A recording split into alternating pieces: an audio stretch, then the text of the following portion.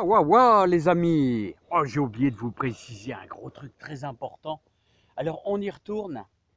Ah, parce que là, c'est vraiment, vraiment important. C'est le grand nettoyage dans la serre. Mais il y a un truc que j'ai oublié de vous donner, un renseignement, parce que, alors là, c'est pas bien de ma part. Et allez, on y va tout de suite, on file par rapport à la vidéo précédente. Allez, on est parti. On est parti mon kiki, on est parti les amis. Voilà. Alors j'espère que vous avez bien profité. Alors je me dépêche là, parce qu'il est déjà pas loin de 4h30 et le soleil baisse. Alors voilà les amis. Bon, c'est en train de se vider tout doucement, hein. Vous voyez, j'ai commencé à couper un peu toutes les feuilles par-ci par-là. Bon, je laisse encore quelques petites pour que pour que la plante puisse un petit peu vivre, hein. Enfin vivre, survivre, hein. C'est de la survie là, hein. On peut plus vraiment dire que, vous voyez, les tomates, même si vous avez encore quelques fleurs comme ça, enfin moi j'y crois plus, hein, parce que on a passé la majeure partie de la journée à 10 degrés, et vous savez, ça va végéter, il y a plus de, euh, comme je vous disais toujours, de simples petites tomates comme ici. Là, on ne peut plus dire vraiment que ça va nous faire encore une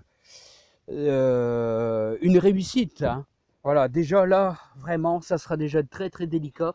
Ces petites cœurs de bœuf là, voilà, je pense que c'est fini. Alors surtout, ce que je voulais vous dire de très important, c'est que vous devez impérativement éviter tout ce qui est en extérieur, tout ce qui est tomates de jardin, vous allez tout retirer. Et si vous avez un peu de mildiou, surtout ne mettez pas ça sur votre compost, hein. Vous mettez à la poubelle, poubelle verte, voilà, mais surtout ne mettez pas ça sur votre compost parce que vous allez rapporter ce champignon pour l'année prochaine. Voilà, et ça, je devais le préciser, c'est important, hein. Autrement, ce que je voulais vous faire voir, bah, c'est qu'il y a une multitude de vies là, hein. Il y a beaucoup de vie à l'intérieur. Alors vous voyez, je commence à apporter un peu de nourriture et regardez-moi ça. Alors regardez-moi ça, tous ces vers, là comme quoi, oh là là là, ça leur plaît, hein. Alors vous voyez, ils sont déjà au boulot, ils sont déjà tous au boulot, hein. Il y a de quoi faire, hein, là, hein. Et partout, hein, partout, partout, partout, hein. Bon, allez. Regardez, regardez, regardez, regardez. Voilà, et ces beaux vers là, alors vont manger ce fumier de vache. Et puis bien sûr, une fois que j'aurai retiré tous les pieds tomates, une fois que ça sera terminé, ce que je vais faire, c'est que on va l'incorporer tout doucement à la binette. On va garder ce secteur humide. Il faut que ce secteur soit toujours humide dans une serre. L'idéal, hein, comme dirait mon ami jardinier là, sur Tienne là, qui me disait toujours l'idéal c'est de débâcher, hein. Il est important de débâcher, voilà.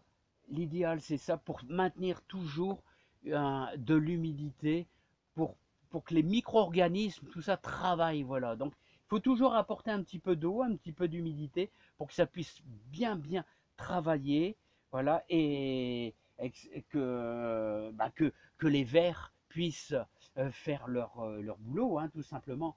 Et ainsi maintenir de la vie, hein, parce qu'une terre qui est complètement sèche, c'est une terre qui commence à mourir, hein, tout simplement, hein.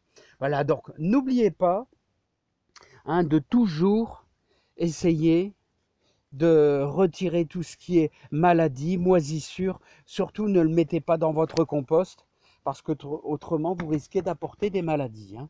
Voilà, donc ça c'est un truc hyper important et que je tenais à vous signaler. Ah oui aussi, qu'est-ce que je peux vous dire? Si vous avez des petits pots décoratifs, pensez à les vider en prévision de l'hiver, hein, c'est important. Alors vous voyez les amis un petit peu comme ces pots là, hein, voilà. Bon, bah, moi j'ai mis un petit peu de décoration, mais pensez à les vider, hein, parce que moi j'ai déjà eu le tour, ça se remplit d'eau, on ne fait pas attention et ça éclate l'hiver quand vous avez -6, -7, hein. Voilà. Et donc à partir du mois de décembre, alors à partir du mois de décembre, début décembre, là ça va encore, On a des gelées qui frôlent les zéros, on a des gelées qui peuvent même descendre à -2, ça va. Mais quand ça va attaquer en profondeur, alors n'oubliez pas, début décembre, c'est peut-être le bon moment pour retirer vos rhizomes de dahlia, hein.